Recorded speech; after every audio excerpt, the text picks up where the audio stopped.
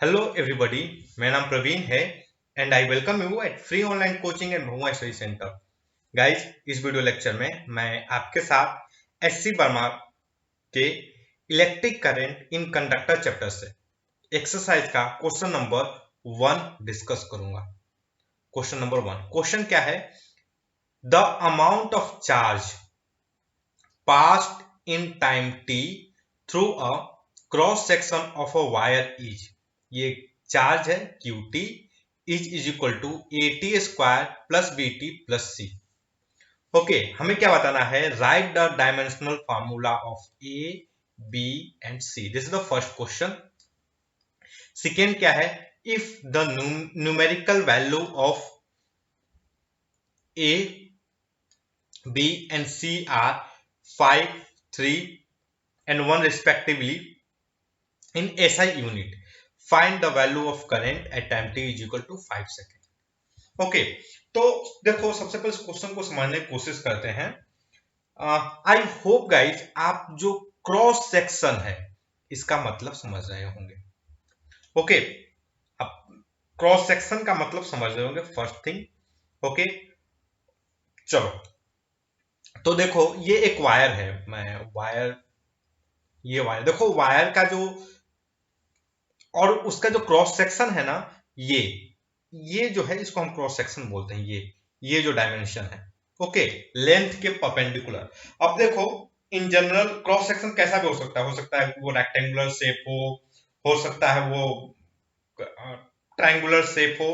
Cross section किसी भी shape का हो सकता है, लेकिन इन जनरल सर्कुलर केस होता है वायर का। घर में आप वायर देखते होंगे तो बेसिकली उसका जो क्रॉस सेक्शन, ये जो पार्ट होता है, मतलब लेंथ के परपेंडिकुलर जो चीज, जो फेस होता है, वो most of the time, most of the case में सर्कुलर होता है। ओके, तो मैं यहां पर सिंप्लिसिटी के लिए सर्कुलर ही बना दूंगा।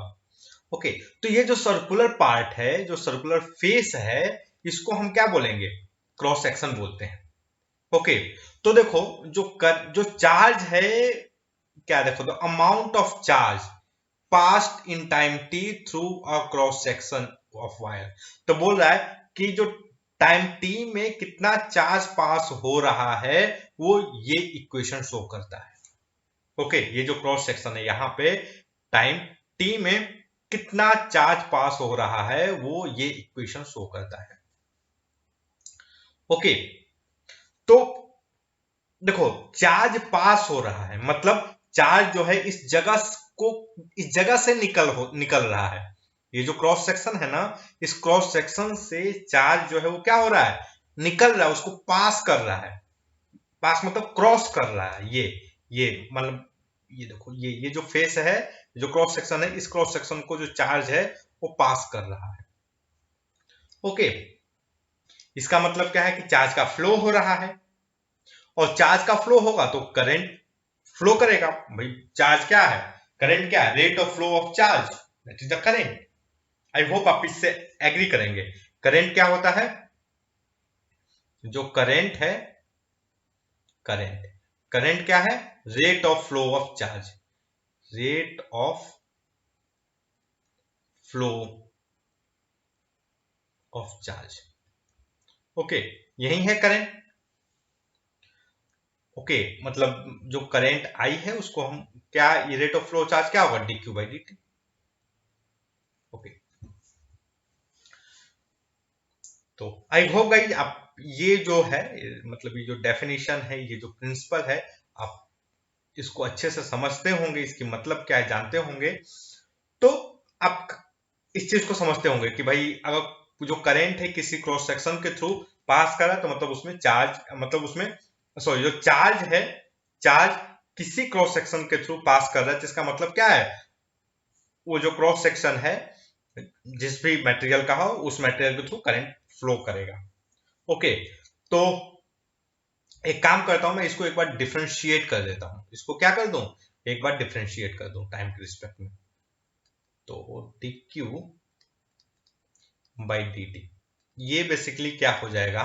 ये आ जाएगा हमारा 2at, okay, plus b, okay, plus 0c। तो ठीक है, कोई दिक्कत नहीं है। तो एक चीज देखो, हमें ये पता है, इस अब dq by dt current, this is the current, and what is the dimension current एक डायमेंशनल, जो करंट की यूनिट जो एम्पियर है वो खुद में एक डायमेंशन है, जैसे लेंथ है, स्टैंडर्ड यूनिट है। ओके, तो करंट का डायमेंशन क्या होता है भैया, इसको हम एम्पियर ए, करंट की जो एसआई यूनिट होती है एम्पियर होती है, इसको ए से शो करते हैं। ओके, तो हमें क्या बताना है, हमें बताना है ए का डायमेंशनल फार्मूला, हमें क्या बताना है, ए का डायमेंशनल फार्मूला। तो देखो भाई, करंट का डायमेंशन क्या है, ए है, तो ये जो टर्म है इसका भी डायमेंशन क्या होना चाहिए, ए होना चाहिए, इसका भी डायमेंशन क्या होना चाहिए, ए होना चाहिए। मैं लिखूं, देखो डायमेंशन ऑफ ए डैश करता हूं। Okay, dimension of A dash into what is the dimension of T, ये जो टी है टाइम है, तो टाइम का डायमेंशन क्या होता है, टी होता है, second. Okay, dimension of time जो टी है इज इक्वल टू क्या, डायमेंशन ऑफ करंट जो एम्पियर होता है, यही होगा ना भाई। तो what is the dimension of A dash, dimension of A dash is dimension of current A into dimension of time पे पावर -1। ओके,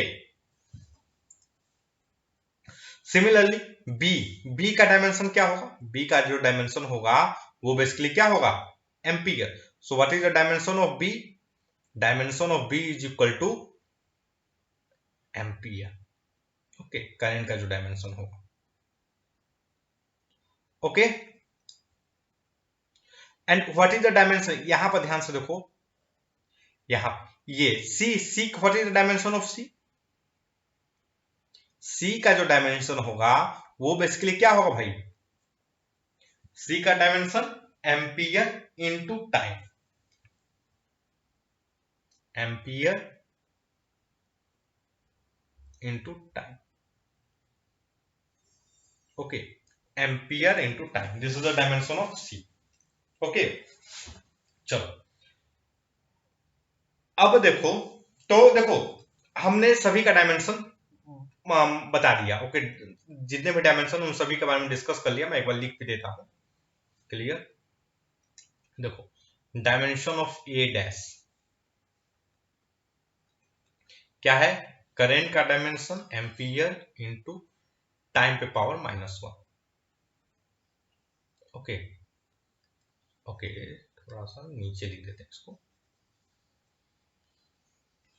क्या होगा ये, करंट का डायमेंशन एम्पियर इनटू जो टाइम है, टाइम के dimension power -1, dimension of B, dimension of B is equal to dimension of ampere. Okay, similarly what is the dimension of c, dimension of c is basically dimension of ampere into dimension of time। Okay, चलो तो ये basically हमारा हो गया ए का। अब B में देखते हैं, तो एक चीज देखो गाइस, बी को सॉल्व करने के लिए आपको बस डिफरेंशिएशन आना चाहिए। ओके, तो हमने डिफरेंशिएट कर दिया है, और क्या बोला है कि जो ए की जो वैल्यू है, ए की वैल्यू क्या है, 5 है इन रिस्पेक्टिव एसआई यूनिट में। तो एसआई यूनिट भाई करंट का है एम्पियर, तो मैं आई लिख देता हूं। ओके, टाइम की यूनिट है सेकेंड, तो कोई दिक्कत नहीं है जो भी हो। तो 2 × 5 टी प्लस ये क्या है, बी की यूनिट क्या है, 3 + 3, यही होगा भाई करंट। ओके, तो हमें क्या बताना है, करंट बताना है, करंट बताना है, और time T is equal to कब, time T is equal to 5 second पे, तो लिख देते हैं भैया 5, time T is equal to 5 second पे।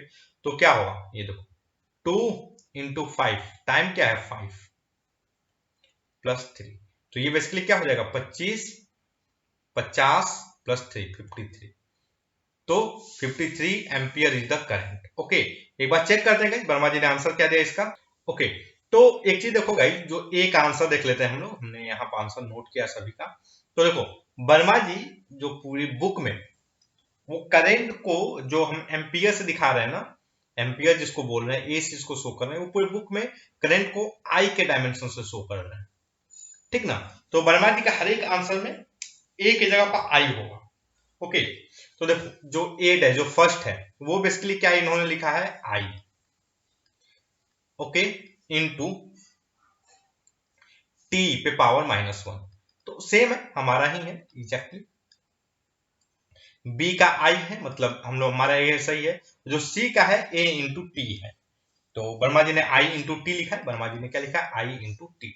तो हमारे आंसर को अब ये हमने यहाँ पर डिस्कस किया कि जो जहां वर्मा जी आई लिखे वहां पर ए लिख दीजिए और मैच कीजिए। तो गाइस जो फर्स्ट का है पूरा पूरा मैच कर रहा है, और बी में जो वर्मा जी ने दिया वो 53 एम्पियर है। आई होप गाइस कि ये जो मेरा वीडियो लेक्चर है ये आपके स्टडी में हेल्पफुल होगा। And guys, if you like my video then don't forget to subscribe my YouTube channel, Free Online Coaching and Bhagwan Study Center. Thank you for watching. Have a nice day.